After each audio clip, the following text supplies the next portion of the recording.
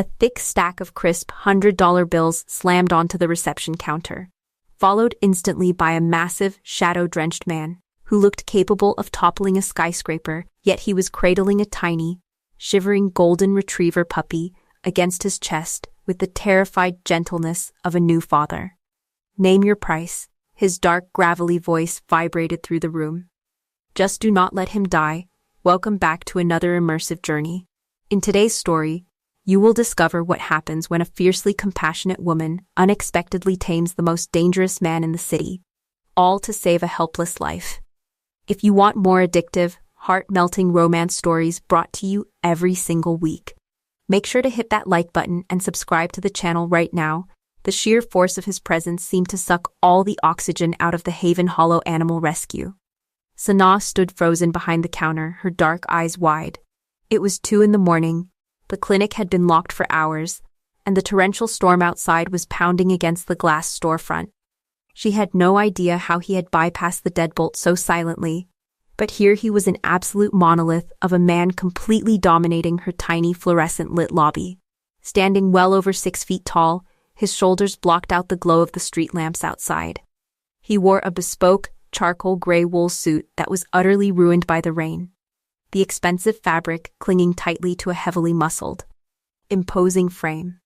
Intricate, dark ink tattoos peeked out from beneath his soaked cuffs, mapping their way across his knuckles.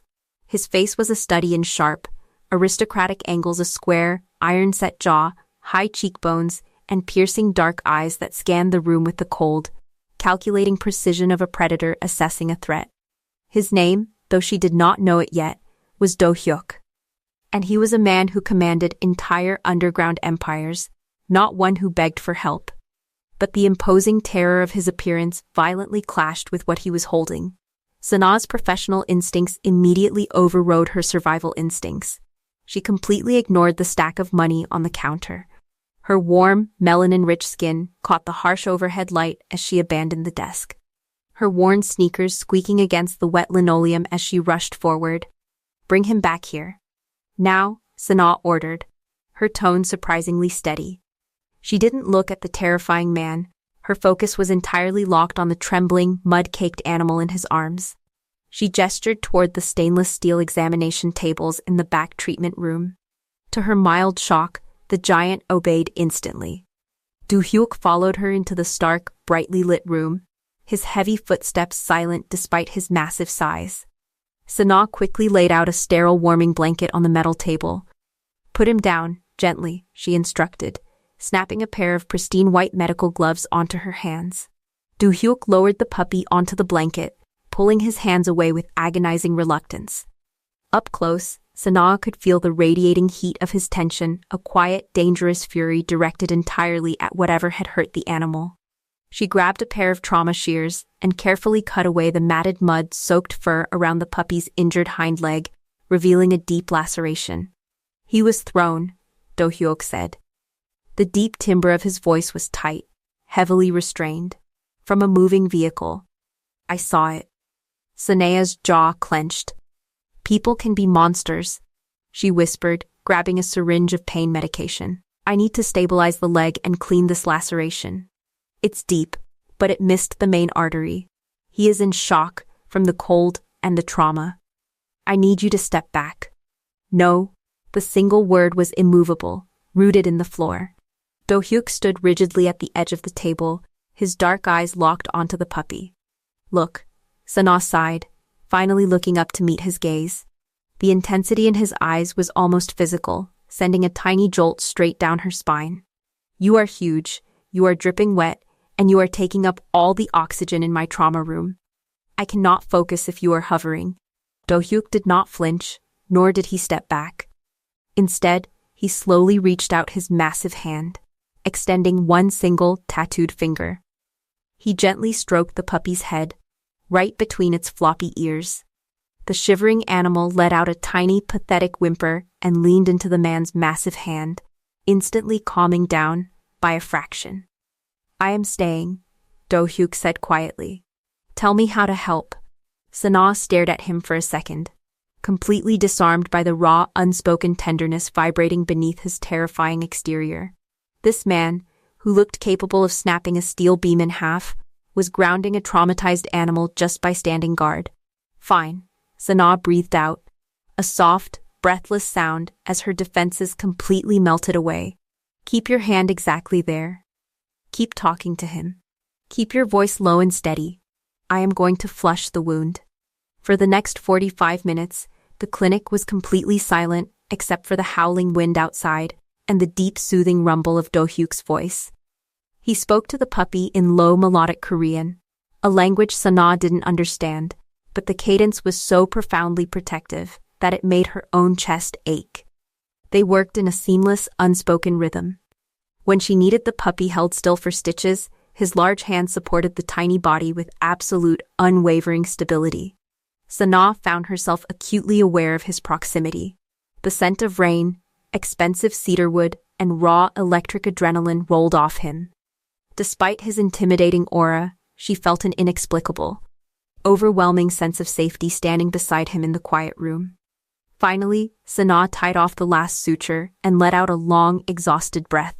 She stripped off her gloves and tossed them into the biohazard bin, wrapping the now sleeping puppy tightly in a clean, heated fleece blanket. He is going to make it, Sanaa smiled softly, reaching up to wipe a stray curly braid out of her eyes. You saved his life. Do-hyuk finally lifted his gaze from the animal and looked directly at Sanaa. He took in her exhaustion, her soft, oversized sweater, and the absolute, fearless competence she had just displayed. The cold, dangerous mask he wore for the rest of the world had completely vanished, replaced by an intense, burning fascination. No, Do-hyuk replied, his dark eyes tracing the warm contours of her face, seeing her truly for the first time. We did. 3 days after the storm, the Haven Hollow Animal Rescue was back to its usual state of organized, deafening chaos. Sanaa was drowning in it. The morning shift was a blur of administering antibiotics, scrubbing down stainless steel kennels with harsh bleach, and answering a phone that never seemed to stop ringing. Her clinic was chronically underfunded and desperately understaffed, surviving entirely on her sheer willpower and an endless reservoir of compassion.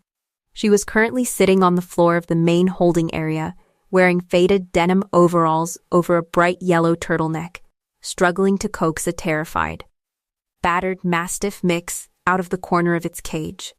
Her dark braids were tied back into a messy bun, and a smudge of dirt streaked across her cheek. She was exhausted, her muscles aching with the familiar, heavy fatigue of carrying too many burdens alone. Then, the bell above the front door chimed. The immediate silence that followed was jarring. The usual chorus of barking and whining abruptly died down, as if the animals themselves sensed a shift in the atmospheric pressure of the room. Sanaa wiped her hands on her overalls and walked out to the lobby, expecting a vendor or a confused delivery driver.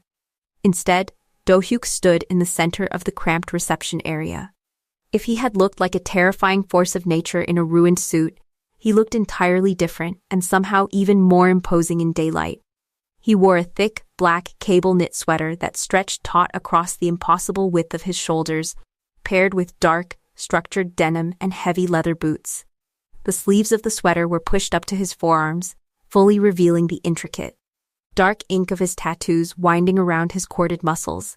In one massive hand, he held a cardboard carrier holding 4 artisan coffees.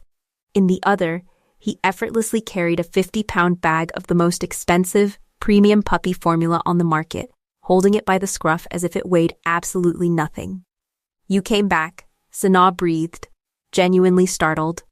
The men who dropped off injured strays usually vanished the moment the guilt left their conscience. She had not expected to see the mysterious, commanding giant ever again. Do-hyuk's dark, piercing gaze locked onto her, instantly scanning her face, taking in the smudge of dirt and the deep exhaustion shadowing her warm eyes. The cold, impenetrable mask he wore dissolved the second he looked at her. I brought supplies, his deep, gravelly voice rumbled, filling the small space. He set the heavy bag of food down on the floor with a quiet thud and placed the coffees on the reception desk. For the puppy. And for you. Sanaa blinked, utterly disarmed by the gesture. That formula is incredibly expensive. And you didn't have to check on him. He is doing remarkably well. I moved him out of the trauma bay yesterday. I am not just here to check on him, Do-hyuk stated smoothly. He stepped closer, his sheer size making the reception desk look like miniature furniture. I am here to help. Before Sena could protest that she couldn't afford to pay him, or that a man who wore custom leather boots certainly did not belong in a bleach-soaked clinic, Do-hyuk bypassed the counter. He moved with a silent, predatory grace that completely defied his massive frame. He walked straight into the back holding room. Sena scrambled after him. Wait, you can't just walk back here. The dogs are. She stopped dead in her tracks. The mastiff mix that had been growling and trembling in the corner for 3 days was perfectly still. Do-hyuk had not approached the cage. He simply sat down cross-legged on the hard linoleum floor, a few feet away from the grated door. He did not make eye contact with the dog. He did not reach out. He simply existed in the space, emanating a heavy, grounded, absolute calm. For a man who spent his life commanding a violent underworld, projecting terrifying authority was second nature. But here, Do-hyuk inverted that power. He used his immense presence to become an immovable anchor in a room full of chaotic, fearful energy. Minutes stretched out. Sena leaned against the doorframe. Captivated, she watched as the terrified mastiff slowly, tentatively stepped out of the corner. The dog approached the front of the cage, sniffing the air. Do-hyuk kept his hands resting loosely on his knees. Slowly, the dog pressed its large, battered head against the metal grate, directly next to Do-hyuk's shoulder. The giant man shifted slightly, resting the side of his head gently against the metal, meeting the animal halfway. A profound, aching warmth bloomed in the center of Sena's chest.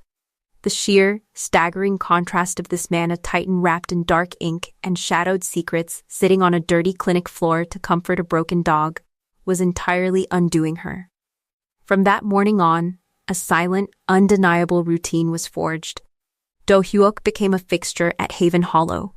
He never announced his arrival, he simply appeared. The city's most feared syndicate boss traded his boardrooms and underground casinos for a mop and a bucket. Sena would walk out of a surgery to find the clinic floors shining, the heavy crates rearranged with zero effort, and the broken hinges on the back door repaired with expert precision. He rarely spoke, but his silence was never empty. It was a comfortable, heavy blanket that settled over the clinic. He found the puppy they had saved, whom Do-hyuk had quietly named Bam, meaning night, and claimed him as his shadow. Wherever Do-hyuk walked, the tiny, bandaged golden retriever hobbled loyally behind his heavy leather boots. For Do-hyuk, the clinic became a sanctuary.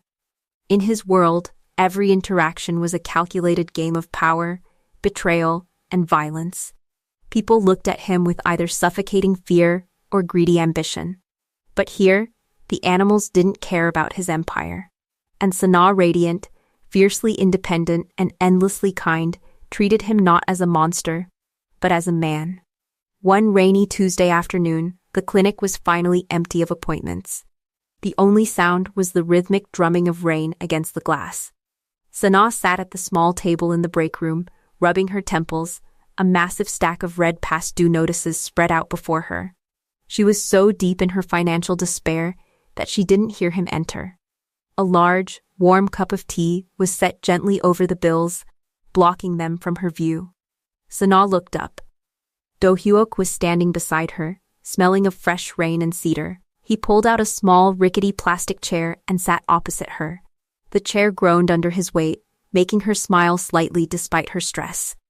"You carry too much," he said quietly, his dark eyes locking onto hers with an intensity that made the air in the room feel incredibly thin. "Someone has to," Sena whispered, her defenses lowering. She looked at his hands resting on the table. For the first time, she noticed his knuckles were bruised, the skin split across the heavy tattoos. A jolt of concern sparked in her chest. Instinctively, she reached across the table, her warm, slender fingers gently ghosting over his battered hand. "What happened to you?" Do-hyuk went entirely still. The touch was so light, so profoundly gentle, that it sent a shockwave straight through his chest. In his world, hands were used to strike, to take, or to kill. No one had ever touched him simply to check if he was hurt. He slowly turned his hand over, tangling his massive fingers loosely with hers. His thumb brushed over the soft skin of her knuckles. "Nothing," Do-hyuk murmured, his voice dropping an octave, his gaze never leaving her face. "Just a remnant of a life outside this room. But when I am here, it does not matter." Sana swallowed hard, her heart pounding a frantic rhythm.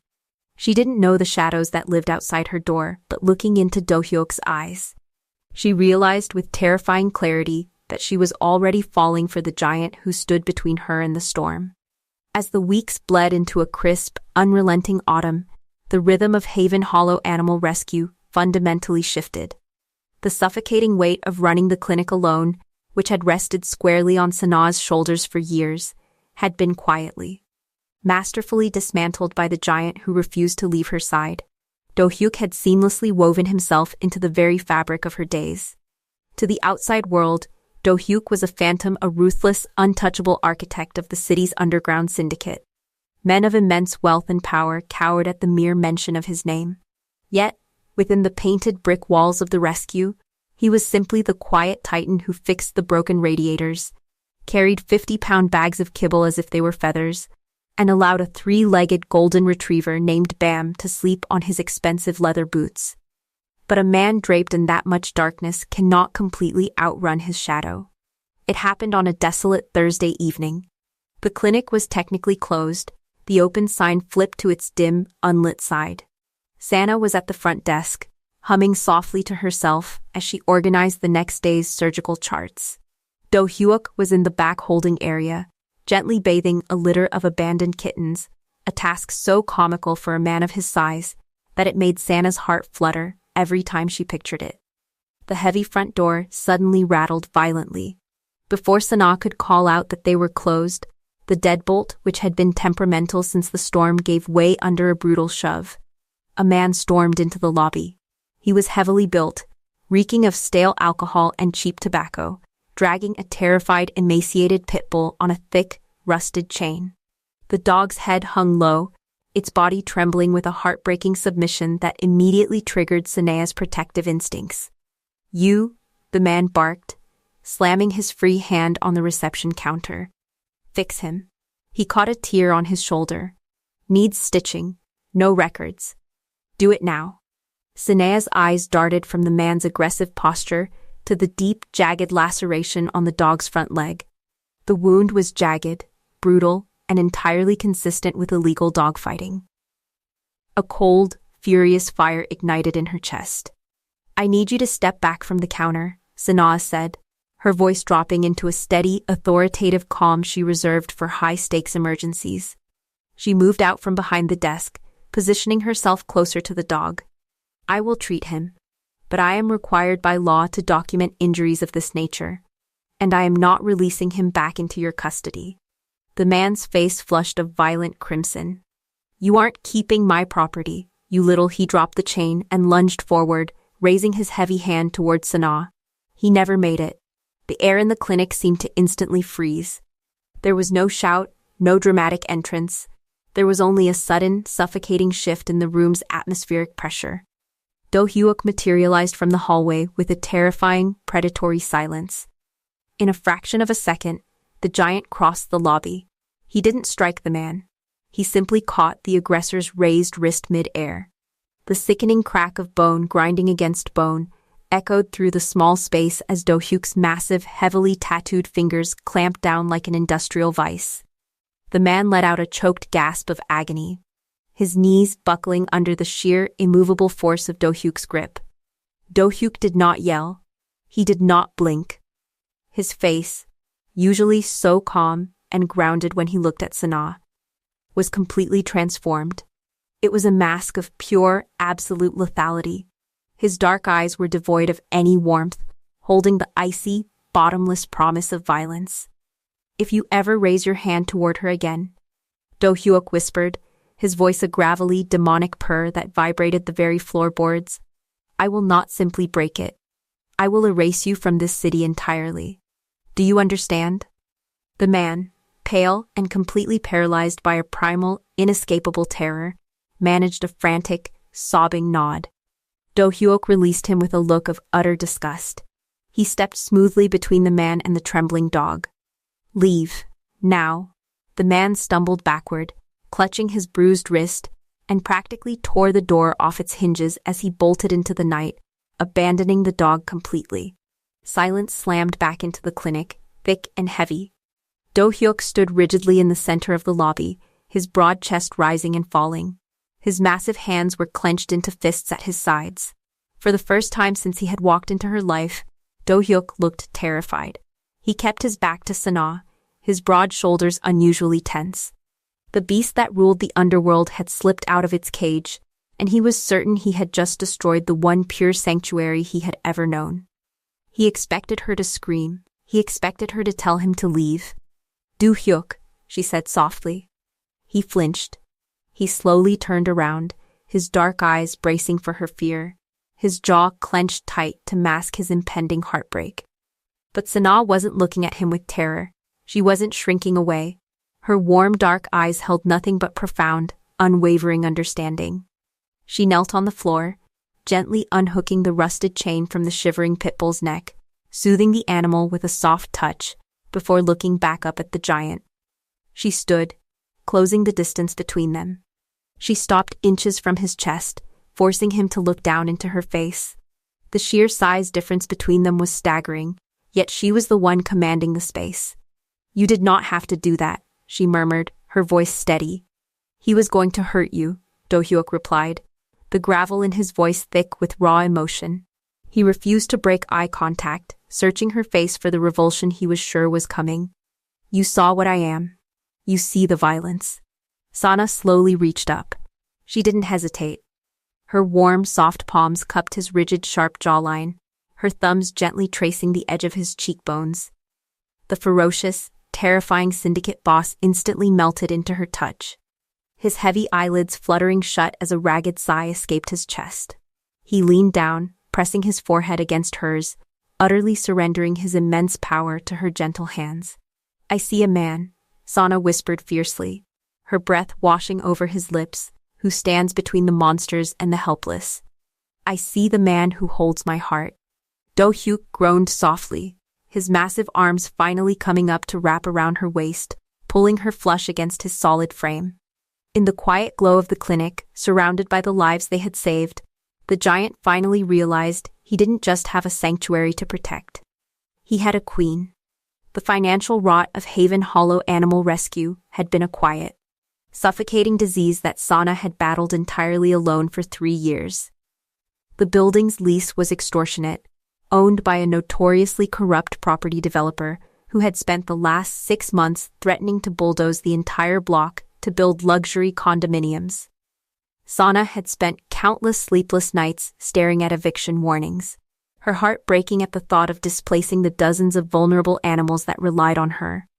On a crisp Monday morning, exactly 4 days after Do-hyuk had shattered the wrist of the abusive dogfighter, Sana arrived at the clinic to find a sleek, black-town car idling at the curb.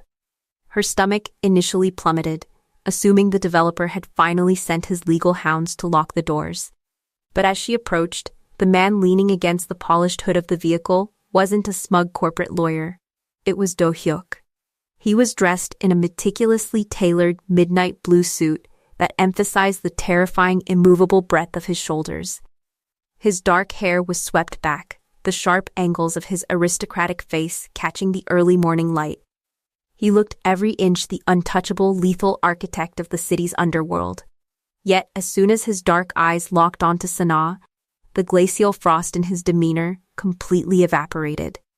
He pushed off the car, closing the distance between them with that silent, predatory grace she had come to recognize as uniquely his.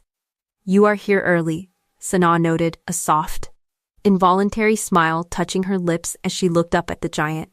She reached out, her fingers naturally finding the lapel of his expensive suit, adjusting it simply for the excuse of touching him. "I had an errand to run," Do-hyuk replied smoothly, his massive hand coming up to gently cover hers against his chest. His thumb traced her knuckles with a slow, hypnotic reverence. Before the clinic opened, he reached into the inner pocket of his jacket and retrieved a thick manila envelope. He placed it in her hands. Sana frowned, pulling open the brass clasp. Inside was a stack of heavy legal documents bound by a gold seal. Her eyes scanned the dense text, snagging on the bold lettering at the top. It was a property deed for the entire block, and the sole proprietor listed, legally binding and irrevocable, was Sana herself. Her breath hitched, the air completely vanishing from her lungs. She stared at the paper, then up at Do-hyuk, her mind struggling to process the magnitude of what she was holding. She knew he was wealthy, but this was a staggering display of power. Do-hyuk, she whispered, her voice trembling slightly. The developer, he refused to sell to anyone. He wanted to demolish the neighborhood. How did you get this? I made him understand the historical value of the architecture, Do-hyuk stated, his tone completely deadpan, though a dark, entirely unapologetic satisfaction flickered deep in his eyes. He decided early retirement in another hemisphere was better for his long-term health. The building is yours. The entire street is yours. No one will ever threaten your sanctuary again. In any other narrative, this was the moment a woman might recoil, her pride wounded by a man solving her problems with intimidating wealth and dark influence. But Sana was not interested in fragile pride, and she absolutely refused to misunderstand the man standing before her. She saw exactly what this was. Do-hyuk had not bought the building to control her, he had bought it to set her free. He had looked at the heaviest, most agonizing burden resting on her shoulders, and silently, effortlessly obliterated it, so she could simply breathe. Sana did not argue, she did not hand the papers back. Instead, she stepped directly into his space, wrapping her arms around his waist and pressing her face firmly against the solid, warm expanse of his chest. Do-hyuk let out a ragged, shuddering breath. His massive arms instantly enveloped her, pulling her completely off the ground and burying his face into the curve of her neck. For a man who lived his entire life expecting betrayal, her immediate, absolute trust was a religious experience. She didn't fear his power, she allowed it to protect her. You are entirely too much, Sana murmured against his skin, her voice thick with unshed tears of pure relief. I am whatever you require, he answered, the deep gravel of his voice vibrating against her ribs. That evening, the dynamic shifted from the fluorescent lights of the rescue to the sprawling, silent altitude of Do-hyuk's world. He brought her to his penthouse, a high-security fortress suspended in the clouds above the city. The space was beautiful, but stark monochromatic marble, cold glass, and minimalist furniture that betrayed a life lived entirely in the shadows, devoid of any real comfort, except for the corner of the massive living room. There, resting on the imported Italian rug, was a violently cheerful, bright yellow plush dog bed. Scattered around it were squeaky toys, a braided rope, and a silver bowl with the name Bam etched into the side. The three-legged golden retriever they had saved was currently asleep on his back, utterly oblivious to the fact that he was residing in the home of the most feared syndicate boss in the country. Sana looked from the ridiculous yellow bed to the giant, terrifying man shrugging off his suit jacket. The contrast was so profoundly tender that it completely unmoored her. Do-hyuk walked over to the floor-to-ceiling windows, pouring 2 glasses of amber liquid from a crystal decanter. He handed one to her, his fingers brushing hers. The city lights glittered far below them, a sprawling empire that he controlled with an iron fist. My entire life has been noise, Do-hyuk said quietly, his gaze fixed on the skyline before slowly turning to anchor entirely on her. Violence, calculation, paranoia. I did not know what silence sounded like until I walked into your clinic with a dying animal. He reached out, his calloused, tattooed fingers gently tracing the line of her jaw. The absolute devotion in his eyes was staggering. It wasn't the manic, possessive obsession of a dark romance. It was a deep, quiet, immovable vow. You did not just save the dog, Sana, he whispered, stepping closer until she was completely eclipsed by his shadow, cocooned in his warmth. You saved me. And I will spend the rest of my life making sure you never carry the weight of the world alone again. Sana looked up into the eyes of the monster the city feared, entirely anchored by the gentle giant who held her heart. She reached up, pulling him down to meet her, sealing the quiet promise between an empire of shadows and a sanctuary of light. The delicate ecosystem of Haven Hollow Animal Rescue was tested to its absolute limits on a freezing Tuesday morning. Animal control had raided a severe hoarding situation on the outskirts of the city, and because Sanaa's facility was the only one that absolutely refused to euthanize due to overcrowding, she had taken in the overflow. 42 terrified, matted, and malnourished animals had been carried through her doors before noon.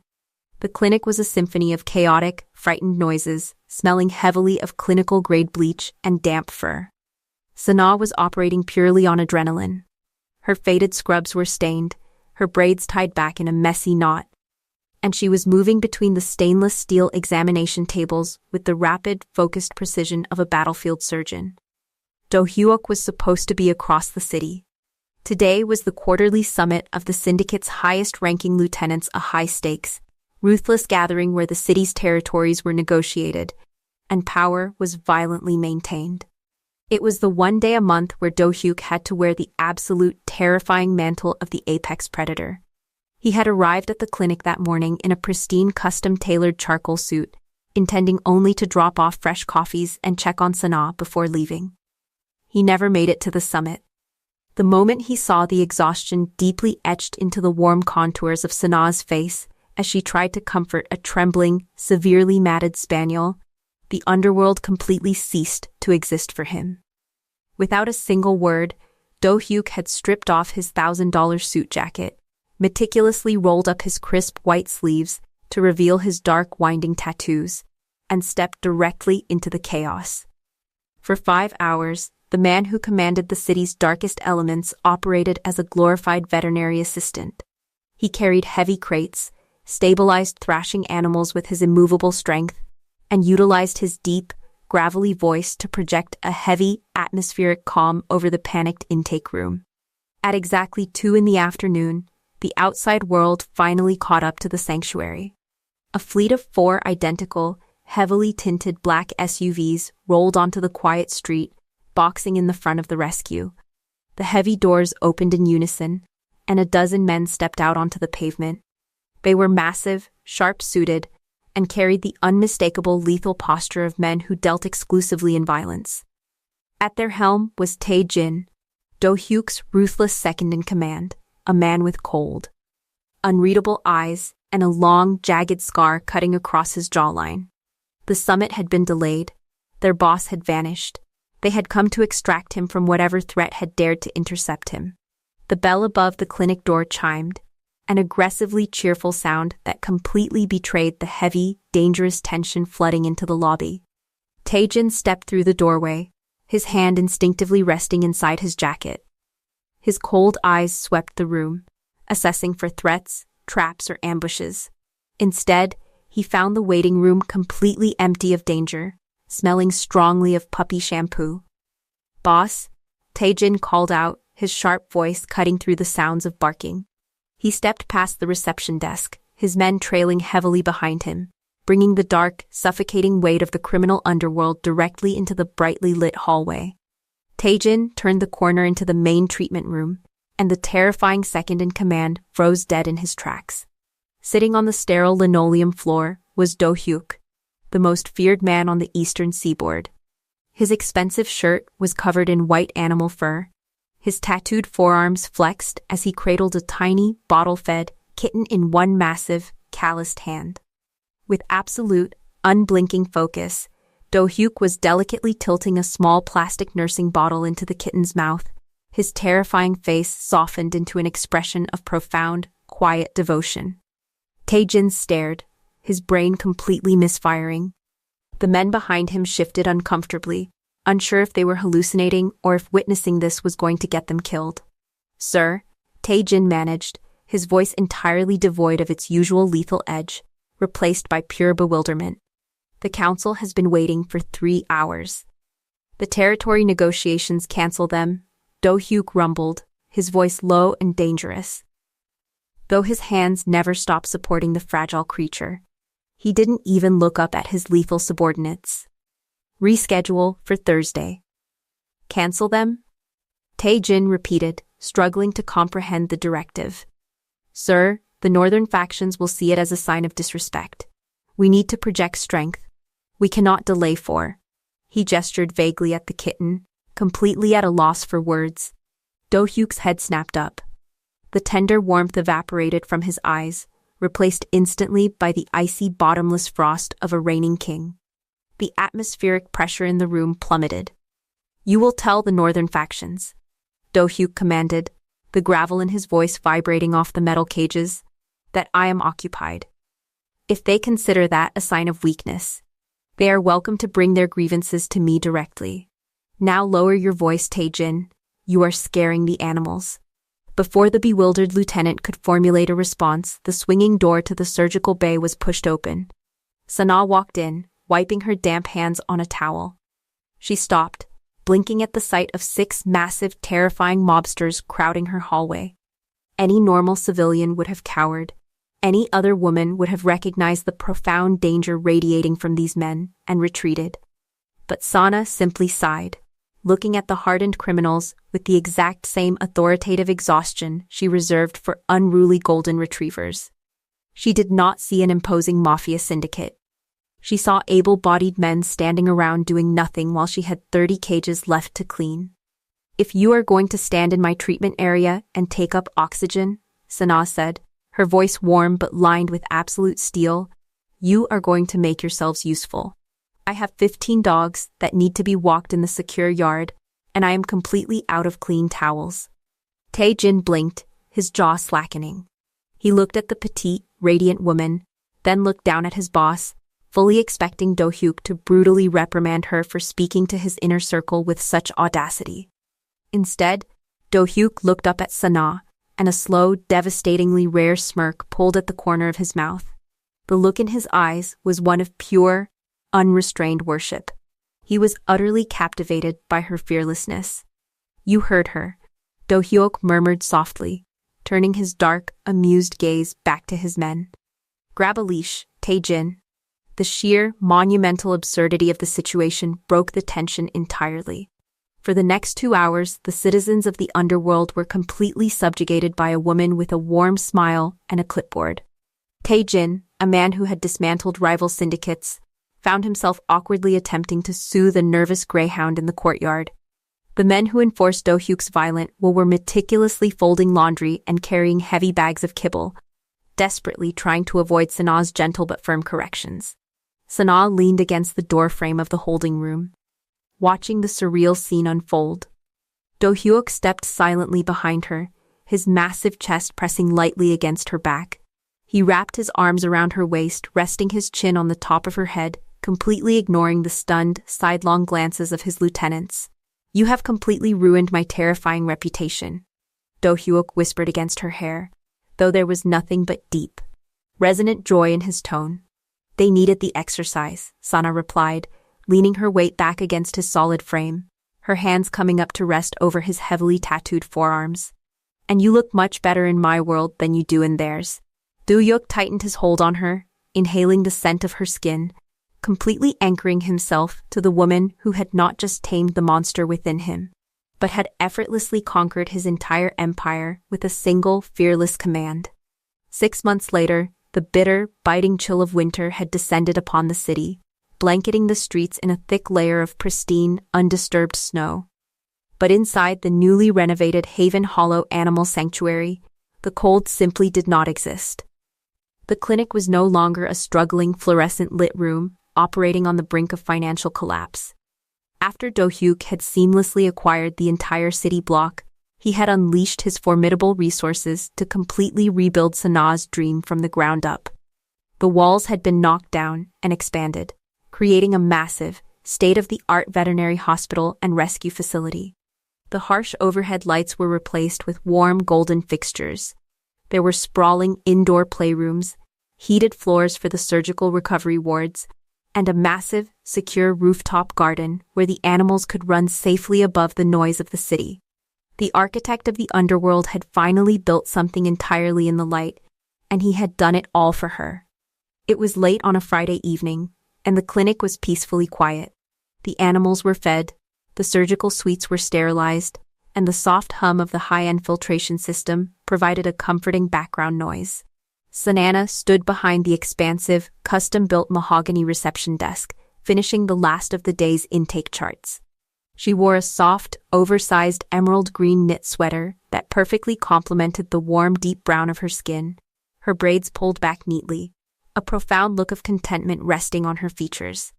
The heavy glass doors at the front of the clinic slid open, and the freezing winter wind briefly rushed in, immediately followed by the towering, unmistakable silhouette of Do-hyuk.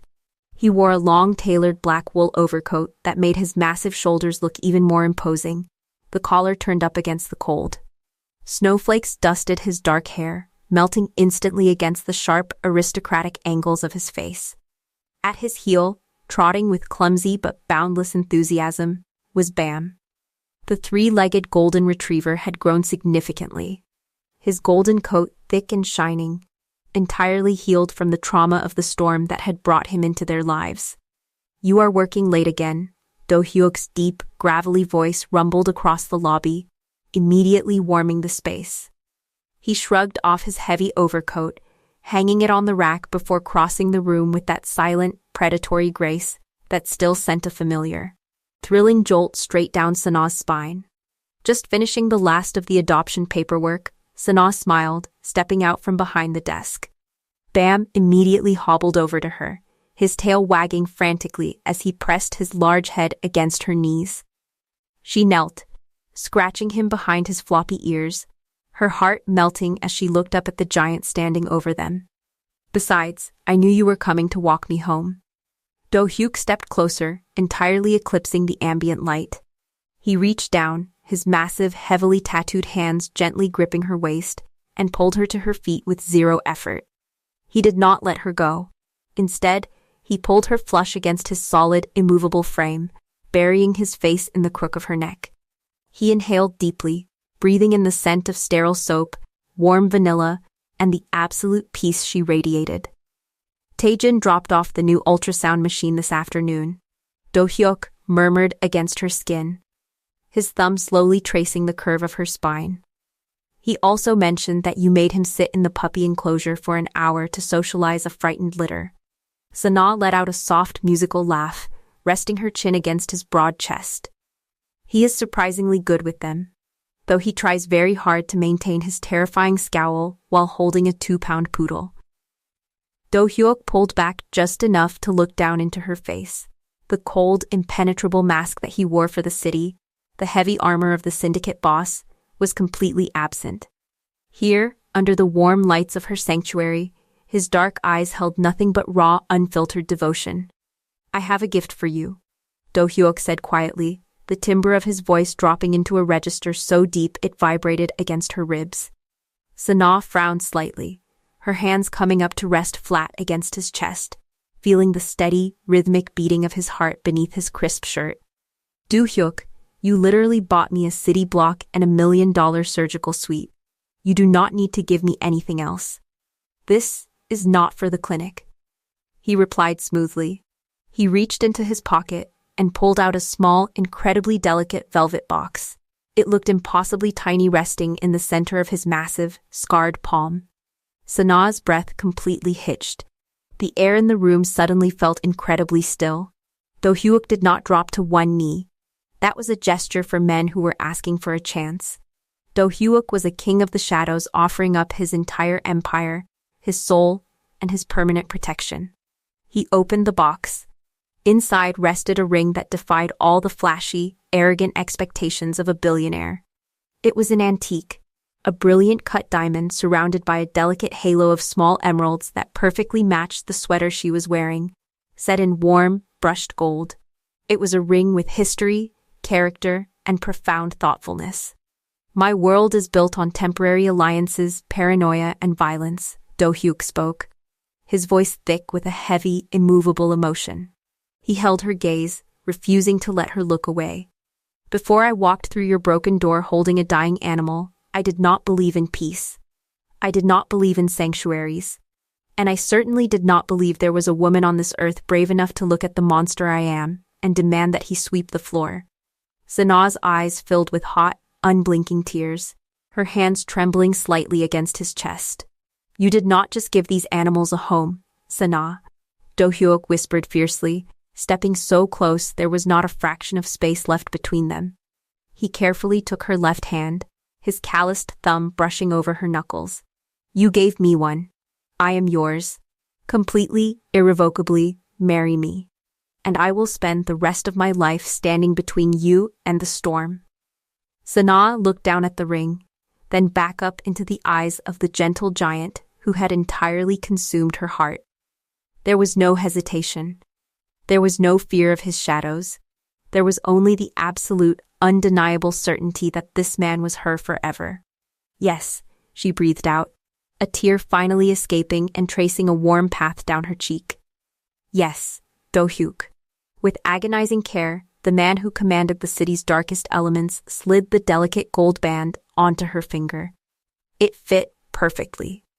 The moment it was securely in place, Do-hyuk let out a ragged, shuddering breath, wrapping his massive arms around her and lifting her entirely off the floor. He captured her lips in a kiss that was a stunning collision of raw, desperate need and profound, heartbreaking gentleness.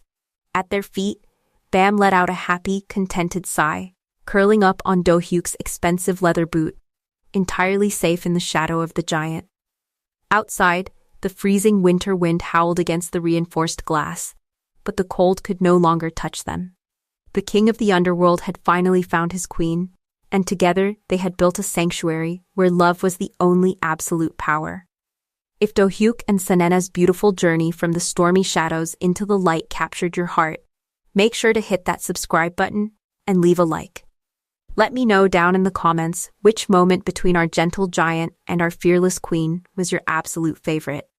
Don't forget to ring the notification bell so you never miss another immersive, heart-melting romance story brought to you every day. Remember, in Annie's empire of love, love is the only law worth breaking.